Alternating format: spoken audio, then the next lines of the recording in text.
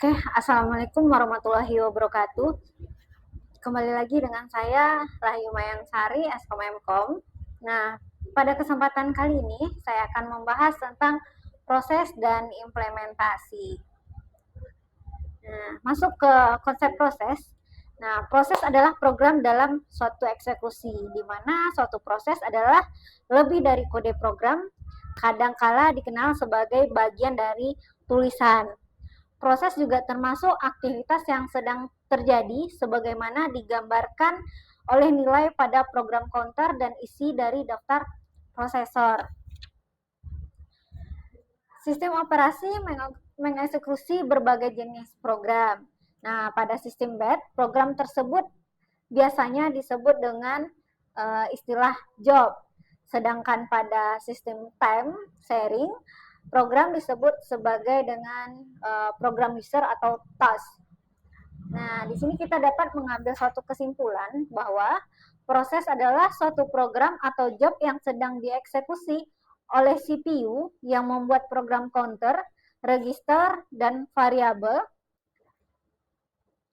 Nah, suatu proses membutuhkan yang namanya resource seperti CPU, time, memory, file, dan I/O device untuk menyelesaikan proses tersebut.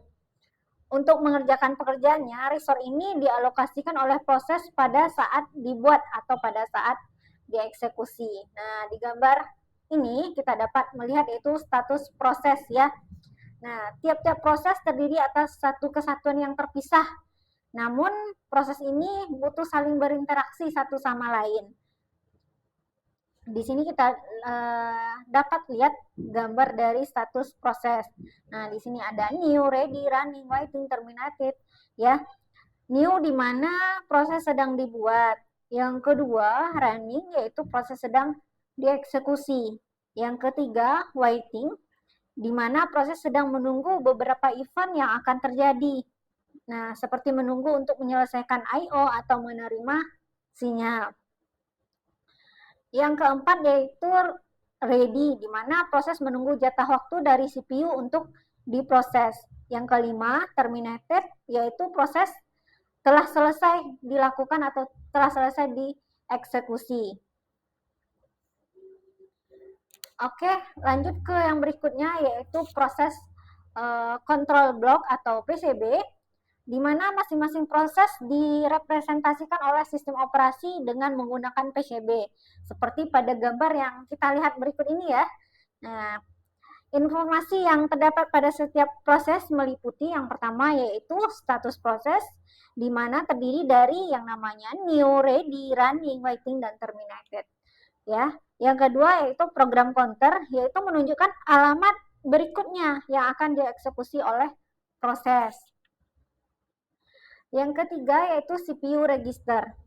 Register bervariasi pula tipenya dan jumlahnya bergantung kepada arsitektur komputer yang bersangkutan. Yang keempat yaitu informasi penjadwalan. Informasi penjadwalan CPU.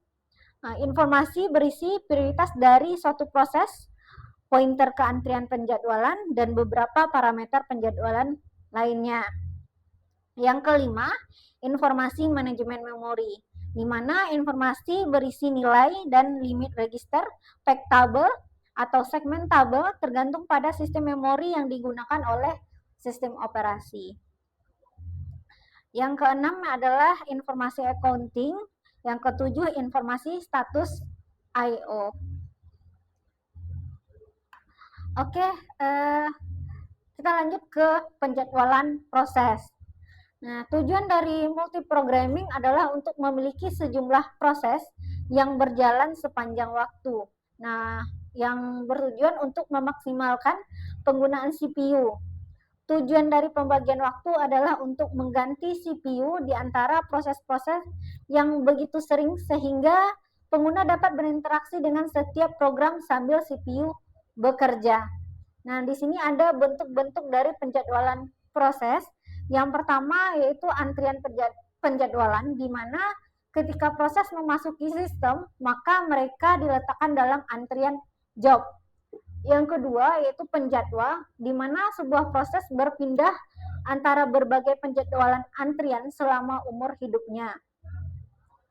Yang ketiga yaitu context switch, di mana ketika CPU memindahkan proses ke proses lain, diperlukan penyimpanan suatu keadaan proses lama dan kemudian beralih ke proses yang baru. Oke, lanjut ke operasi pada proses, di mana sistem operasi dalam mengelola proses dapat melakukan operasi terhadap suatu proses. Nah, operasi yang dapat dilakukan itu ada beberapa. Yang pertama yaitu penciptaan proses, terminasi proses, penundaan proses, pelanjutan proses, pengubahan prioritas proses, memblok proses, membangkitkan proses, menjadwalkan proses, dan proses berkomunikasi dengan proses lain. Nah, untuk yang pertama, kita akan membahas yang namanya penciptaan proses. Di mana dalam penciptaan proses ini ada beberapa aktivitas. Yang pertama yaitu memberi identitas pada proses yang dibuat. Yang kedua, menyisipkan proses pada list proses atau tabel proses. Yang ketiga, menentukan prioritas awal proses. Yang keempat, membuat PCB. Yang kelima, mengalokasikan resource awal bagi proses tersebut. Nah, ada yang menjadi penyebab pembuatan proses baru. Nah, apa itu? Yang pertama yaitu pada lingkungan batch sebagai tambahan atas pemberian job. Nah, setelah menciptakan proses baru ya, sistem operasi melanjutkan untuk membaca job selanjutnya. Yang kedua, pada lingkungan interaktif, yaitu pada saat user baru saja login. Yang ketiga, yaitu sebagai tanggapan atas suatu aplikasi. Yang keempat, proses menciptakan proses lain. Nah, selama proses eksekusi, suatu proses mungkin akan membuat suatu proses yang baru. Proses tersebut dinamakan dengan nama parent. Sedangkan proses yang dibuat dinamakan child. Nah, proses pembuatan proses anak membentuk pohon proses. Oke, lanjut ke penghentian proses. Nah, suatu proses berhenti jika telah menyelesaikan pernyataan terakhir dan meminta pada sistem operasi untuk menghapusnya dengan menggunakan sistem call yaitu exit. Nah, proses mengembalikan semua data ke parent proses melalui sistem call yaitu wipe. Kemudian proses dihapus dari list atau tabel sistem dan dilanjutkan untuk menghapus PCB. Penyebab proses itu dihentikan, yang pertama, selesaikan proses secara normal. Yang kedua, melebihi batas waktu ya. Nah, yang ketiga, memori tidak tersedia, yaitu proses meminta memori yang lebih besar daripada yang disediakan oleh sistem. Makanya dilakukan pemberhentian. Yang keempat, pelanggaran terhadap batas memori. Yang kelima, kesalahan proteksi. Yang keenam, kesalahan aritmatika. Yang ketujuh, waktu telah kadaluarsa, yaitu waktu tunggu proses untuk muncul lebih lama daripada waktu maksimal yang ditentukan. Ya, sudah melebihi dia, makanya dihentikan. Yang kedelapan, kegagalan I/O. Yang kesembilan, cacat instruksi, yaitu yaitu proses berusaha untuk mengeksekusi instruksi yang tidak ada. Nah, yang ke-10, usaha memakai instruksi yang tidak diizinkan. 11, kesalahan penggunaan data, campur tangan operator atau sistem operasi, berakhirnya proses induk dan permintaan proses induk mempunyai otoritas untuk menghentikan sembarang proses anaknya. Nah, itulah yang menyebabkan proses itu dihentikan. Oke, lanjut ke kerjasama antar proses. Nah, proses-proses yang dieksekusi oleh sistem operasi mungkin berupa proses-proses yang terpisah ya. Nah, proses yang terpisah adalah proses yang tidak berakibat atau diakibatkan oleh eksekusi dari proses lain. Sedangkan proses yang saling bekerja sama adalah proses yang dapat berakibat atau diakibatkan oleh eksekusi dari proses lain. Nah, kerjasama antar proses ini mempunyai keuntungan, yaitu saling bekerja sama adalah terjadi pembagian antara pembagian informasi untuk meningkatkan kecepatan komputasi proses dapat dibagi dalam modul-modul dan lebih memberikan kenyamanan pada si programmer. Lanjut ke komunikasi antar proses. Komunikasi antar proses adalah mekanisme proses-proses untuk berkomunikasi dan melakukan sinkronisasi aksinya. Nah, komunikasi dilakukan dengan sistem pesan, di mana proses berkomunikasi dengan proses lainnya tanpa menggunakan variabel yang di-share, ya.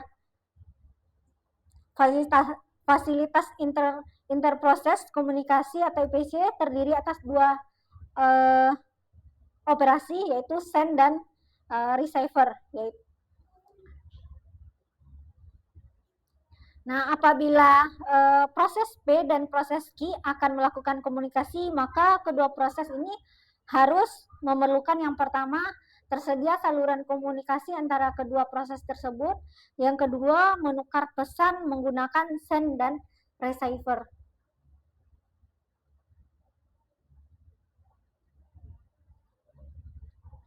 Oke, lanjut ke implementasi saluran komunikasi. Ada dua bentuk. Yang pertama yaitu fisik. Yang fisik ini contohnya set memory, hardware bus gitu ya. Yang kedua yaitu logika, misalnya properti logika ya. Nah, terdapat juga dua bentuk komunikasi antar proses, yaitu komunikasi langsung dan komunikasi tidak langsung.